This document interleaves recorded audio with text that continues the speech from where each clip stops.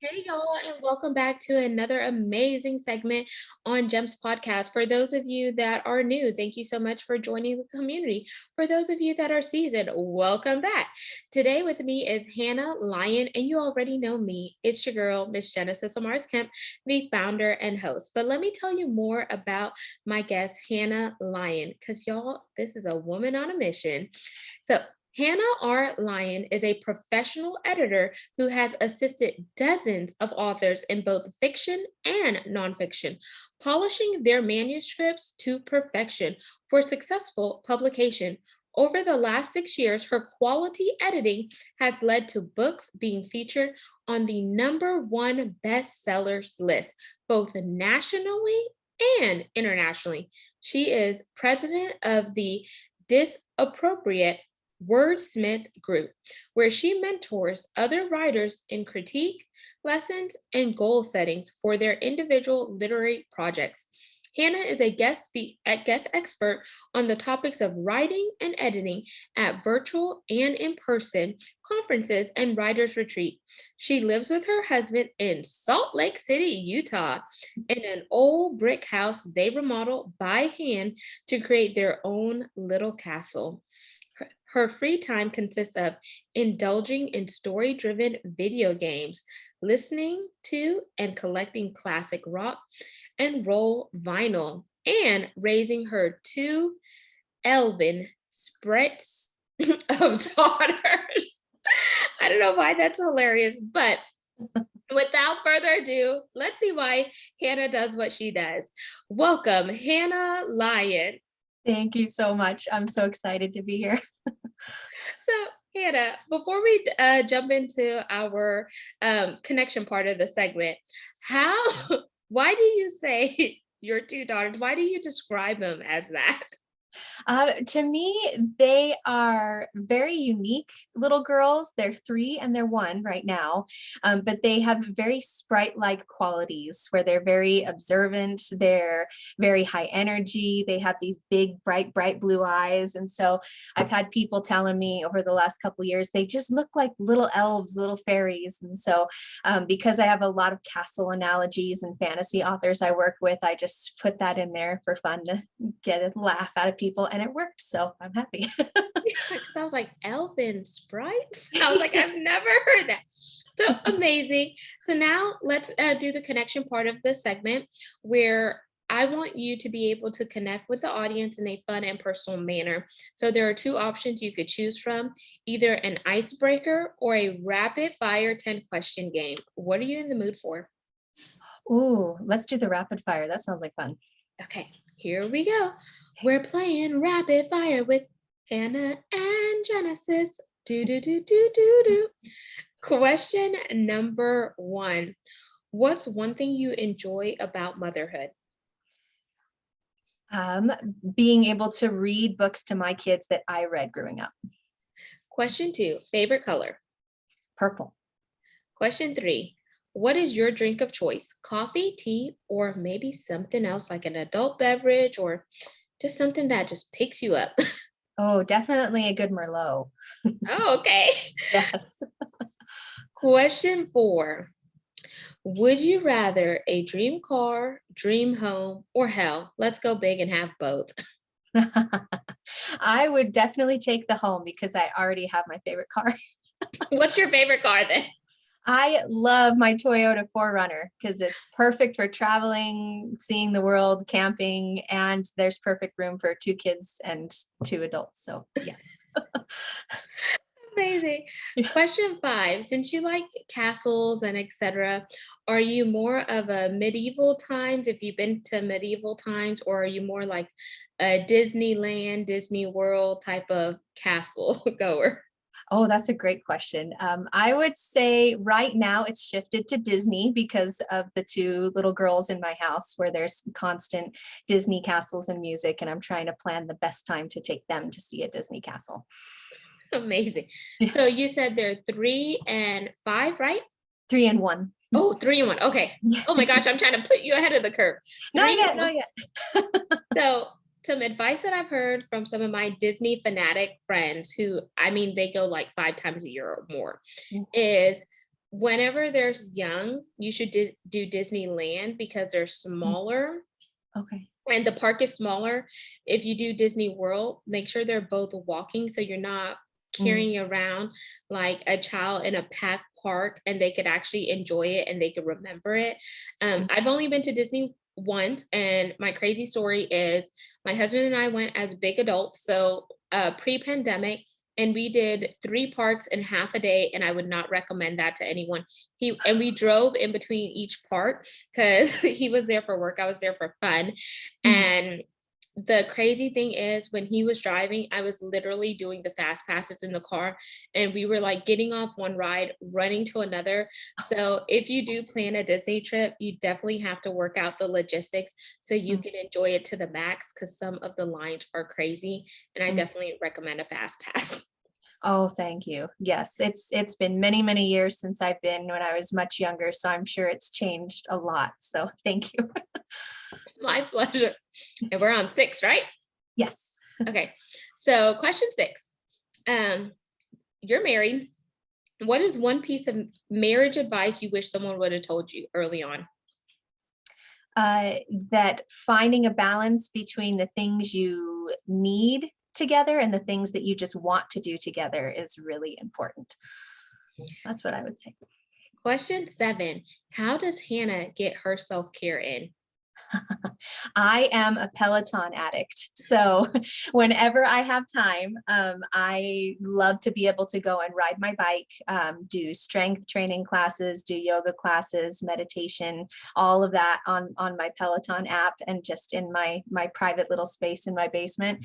That is how I can de-stress, process all the stories I'm working on. That's my happy place. Question 8. What was one of your most exciting stories to work on?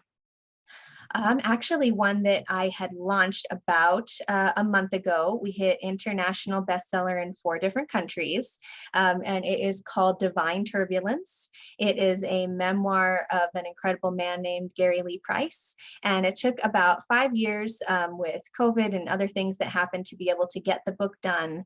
But I feel like it's a pretty big game changer, and it was an honor to be able to work on a memoir like that with somebody. Congratulations. Thank Question 9. Is there a particular person that you would love to work with in the literary space? Oh, yes. I would love a chance to work with some of my favorite fantasy authors who are in the top 5 publishers at the moment. I think they have good editors, but I have a feeling that, I could bring something unique to the table to help them. So if they ever had an opening, I would go right over to a couple of my top fantasy authors in the modern fantasy world and say, hey, let's work together.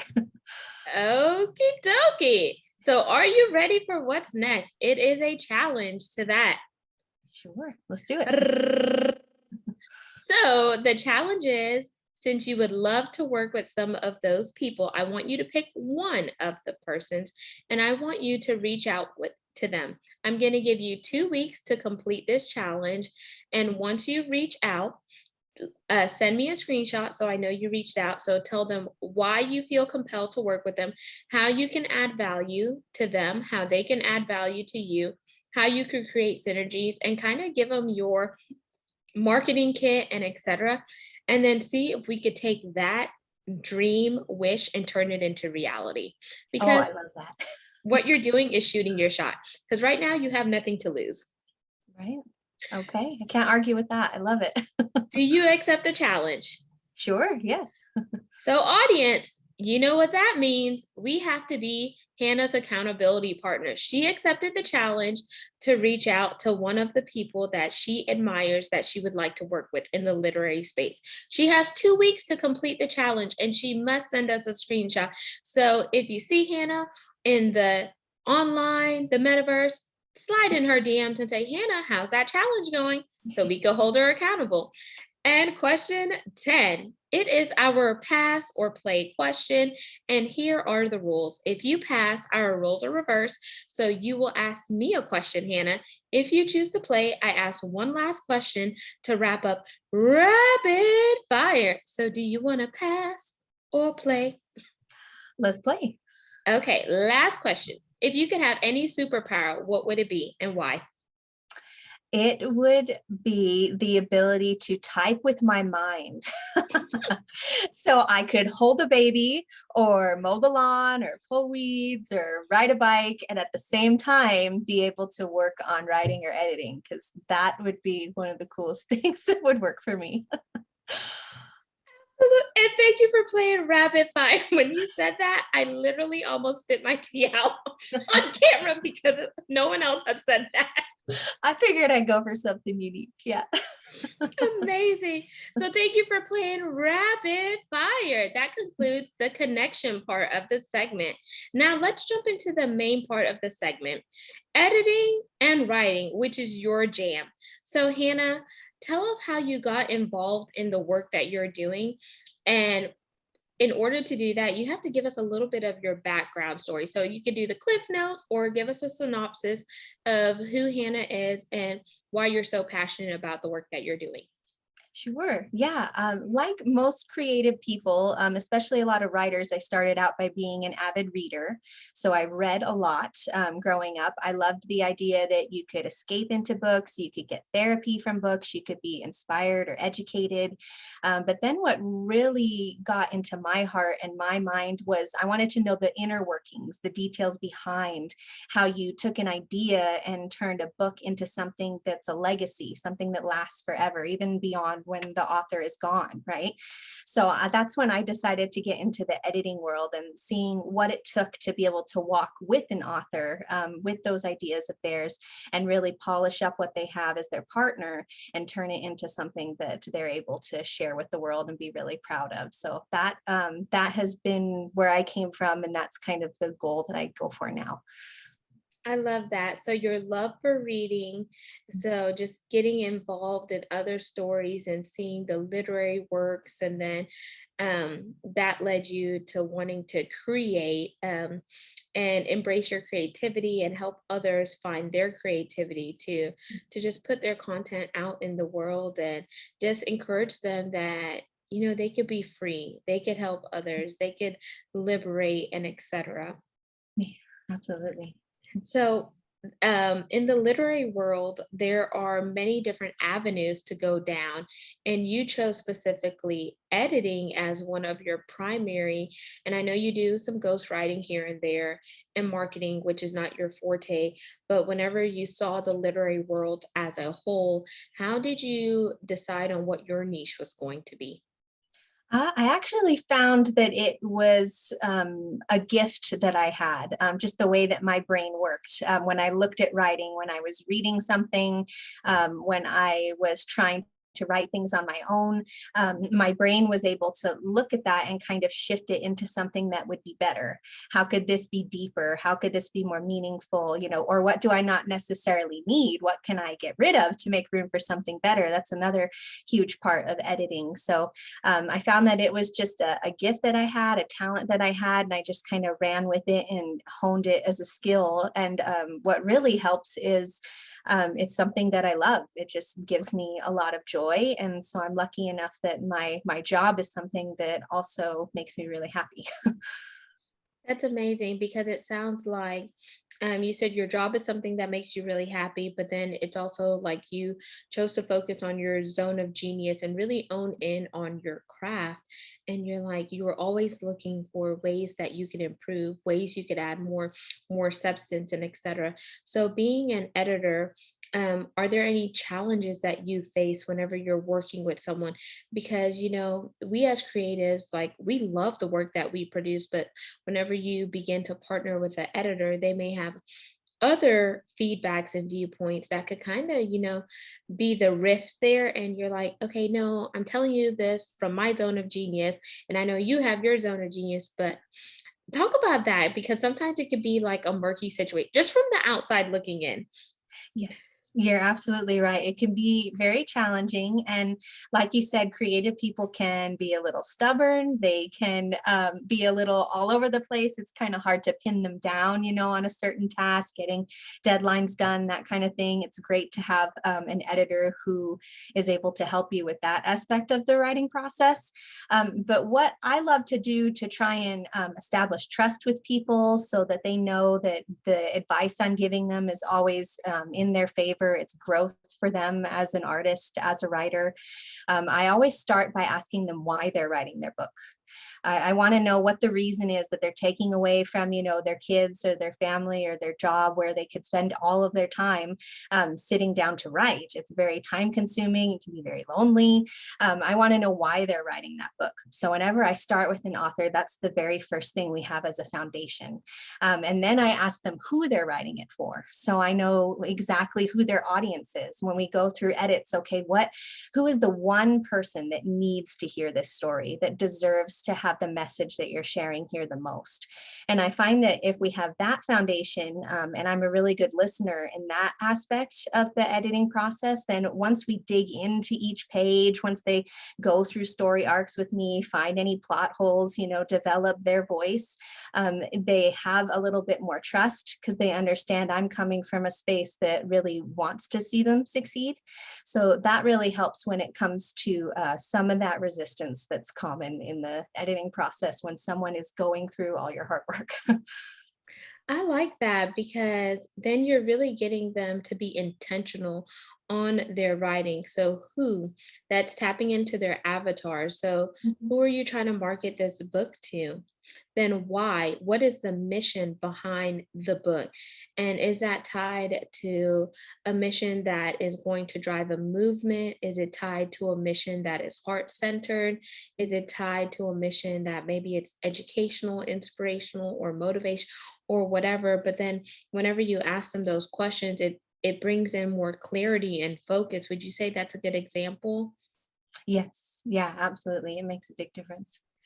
Wow. And I think then you also put the ball back in their court too, Hannah, because you're causing them to really go deeper, more than just the surface level, not just writing to just write and get something out the door, but just writing to make sure, yes, you're getting it out the door, but then who you're targeting is actually going to pick it up and consume it. Yes, yeah, definitely. Right. And I like how you also mentioned trust because it is a partnership. You're their editor, but they're also the creator, and you have to do it together as a partnership and a collaboration in order for the book to go as far. Mhm. Yes. So, outside of those challenges, what are some of the successes that you have seen?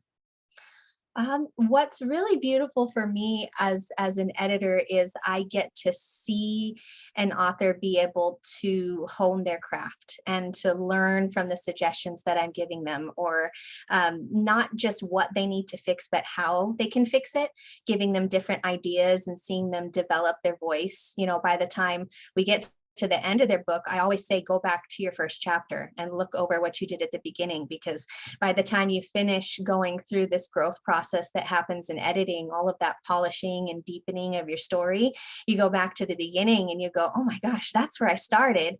And this is where I am now. And I haven't even published the book yet. So they get to see this beautiful growth of who they are. Of course, if they're open to that process and open to the critiques and being able to grow, then yes, that usually happens almost all of the time. So for me, I love to sit back, and that's a huge success for myself, because I get to watch them grow as an artist and turn into something that they're really proud of and they're confident with when they publish that too. Because I've seen too many people who rush it, who don't go as deep as they should, that kind of thing when it comes to their story. And it's more like just an expensive business card, their book. It's not a legacy. It's not something that they willingly share. It just sits on a shelf, and I always want to try and avoid that with people where they want, a dozen copies in the trunk of their car everywhere they go, because they're more than happy to just share that message of theirs with other people. So seeing an author gain that confidence is always like a celebration for me. I love that because when they win, you win. And then I like how you're helping them see the transition. They went through a transition, but then it's also transformative before the book hits the market. And then they could celebrate those small wins as well as big wins. And then Mhm. that also keeps the momentum going. Yes, definitely. So I love that. And I want to throw you an audible here before I do a wild card role play, because I actually want the audience to see me put myself in the hot seat and you pick apart the synopsis of my book and you tell me what you think the book is about without me telling you. Ooh, okay, that's fun. So I'm going to throw you an audible to see, is there anything else you want to mention based on the work that you're doing that I may not have asked? When it comes to editing specifically, I would say try not to, as an author, get caught up in editing things yourself too much.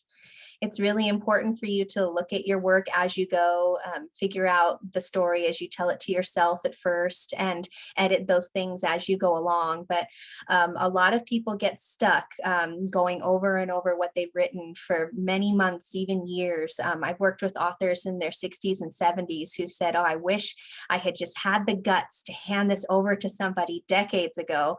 And now they're doing it. Yes, now they're following through. But when I get to work with younger authors, I always say, take that next step, take that leap of being able to send it to somebody who can make it as good as possible with you before you publish it. That way it's not just sitting on your computer, because I don't want any stories dying on hard drives. I want them out there in the world. So make sure you find somebody you trust, someone who listens to your voice, who gives you constructive criticism. Those are all really good qualities in editors. So just keep writing, keep moving forward. Don't let it just sit there. That's something I definitely want to say before we're done. I love that. And you should be proud of your craft, y'all, because you have worked so hard on it. And you never know how your book is going to touch and impact others, whether they tell you it, whether they leave you a review or not. Your story is your story, and it's meant to be there, not just for you, but for others to consume and just submerge themselves in it. So be proud of who you are, be proud of your work, and celebrate yourself.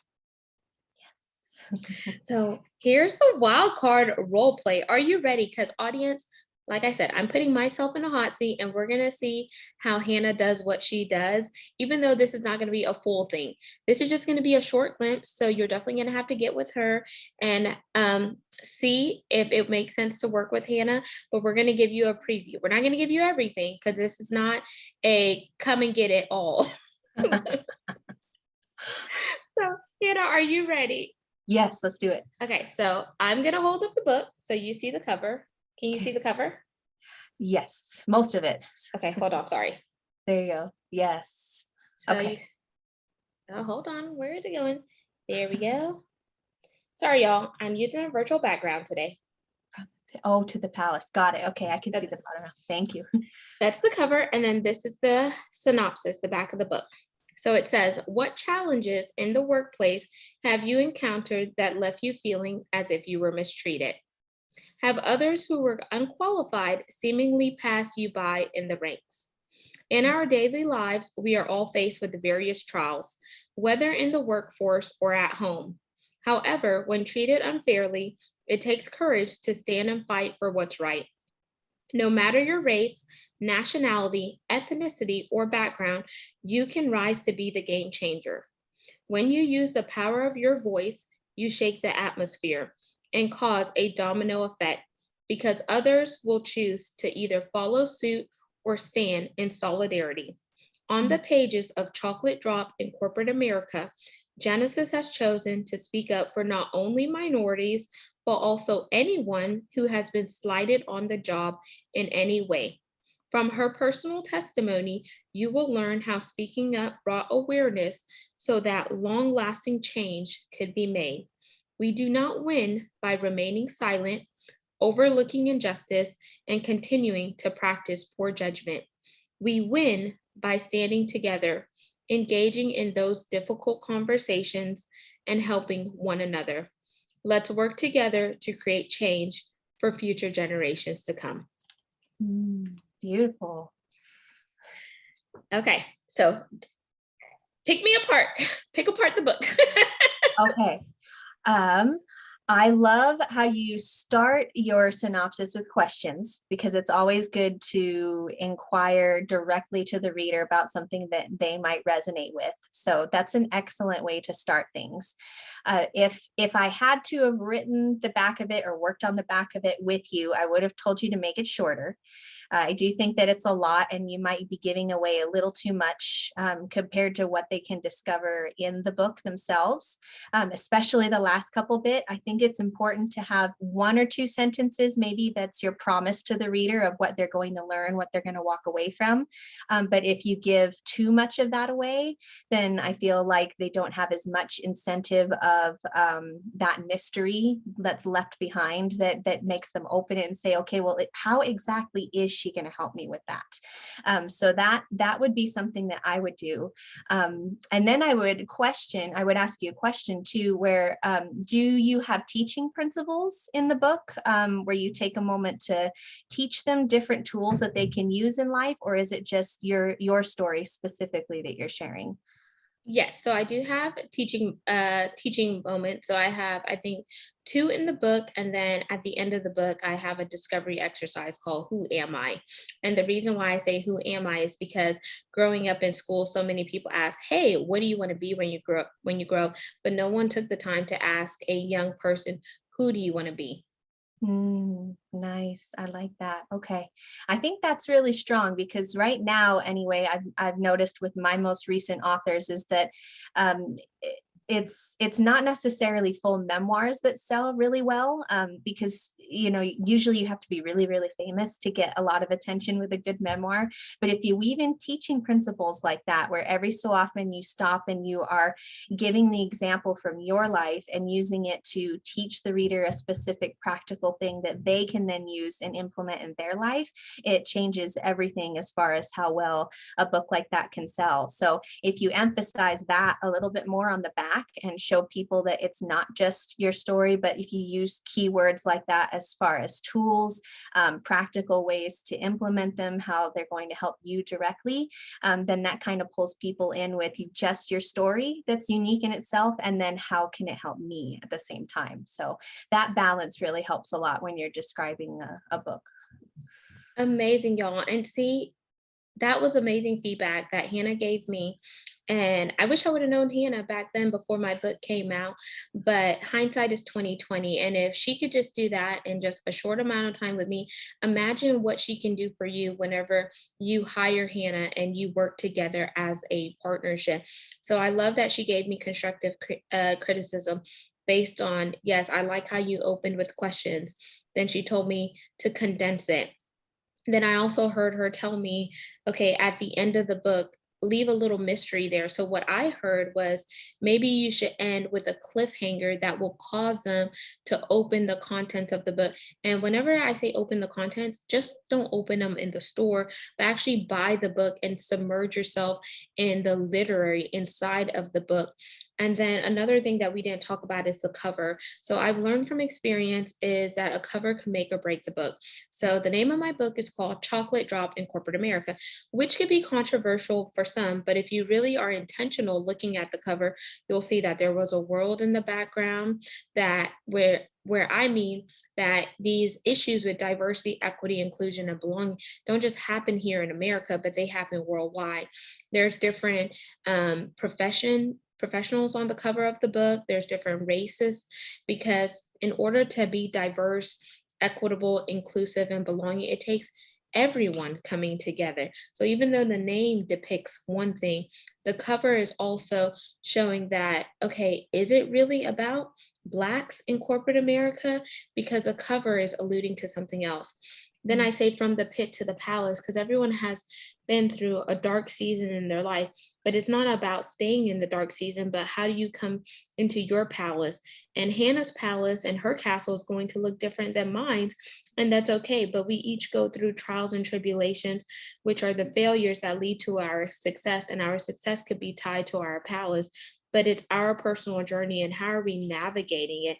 So I tell people, the cover of your book should also be intentional, and you should have a vision for the cover of the book, but you should also work with a graphic artist who can deliver the vision that you have. But they should also give you feedback based on their zone of genius and say, well, I don't really think that cover represents the message that you're conveying. And then Hannah comes in and she does the editing part based on what you told me, based on who you're writing for and your why, you need to tweak this. So Hannah, would you say by doing that exercise that it kind of helps tie together the work that you're doing? Yeah, I'm glad you put it that way. It does make a big difference. Okay, so now let's jump into the CTA part of the segment, which is the call to action. What is your call to action for the audience today once they hear this recording? Well, what I always love to do is just talk to people for free.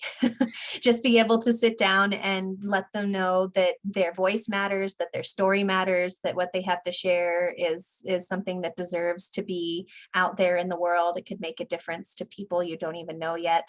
So I would never dream of being able to charge somebody just to talk about that. So one of my favorite things is just having people go to my website and being able to sign up just for a free call to be able to talk with me about what kind of goals they want to have with their writing, what kind of doors they want their book to open, even if they haven't written a lot yet. Sometimes that helps just give them direction, inspiration, that kind of thing. So I invite you to look at castlelionediting.com. There's several places on there. You can learn all about me, the projects I'm working on, the different things that I do, and we can talk anytime just to see what you have to share and any way I could help. And Hannah, are you on any social media platforms? And if so, what is your primary platform you hang out on? Right now, I have a pretty even balance between a Facebook page and Instagram page. So Facebook is really easy. It's also Castle Lion Editing, and Lion, by the way, is Lyon. So you can find me easily that way. And my Instagram kind of couples with my business account and my personal account. So you're going to see a lot of those little elven sprites of daughters that I have.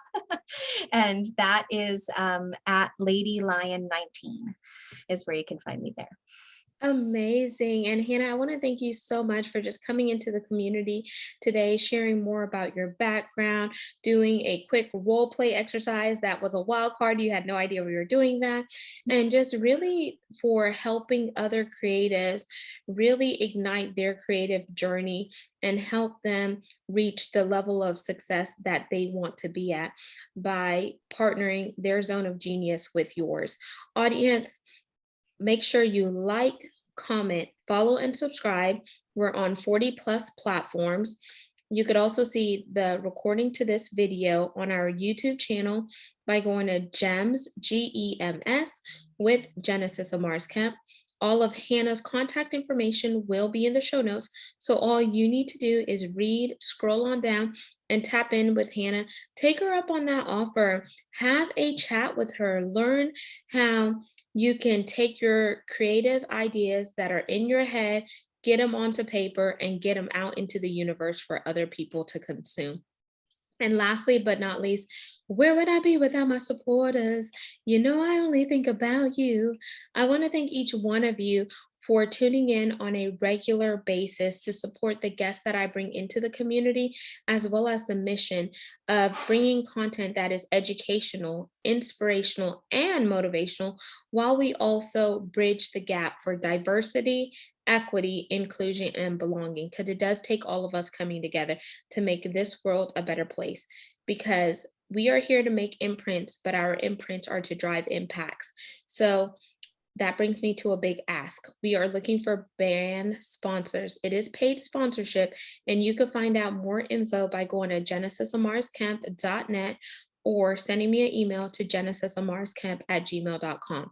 We're currently ranked in the top 2% globally out of 2.8 million podcasts per the metrics on www.listennotes.com is where you can fact check me. So until the next guest, next episode, peace, love, and lots of blessings. Don't stop creating. Be you, because you were authentically created for a purpose and on purpose. So embrace that and don't ever let somebody dull your light or dim your shine.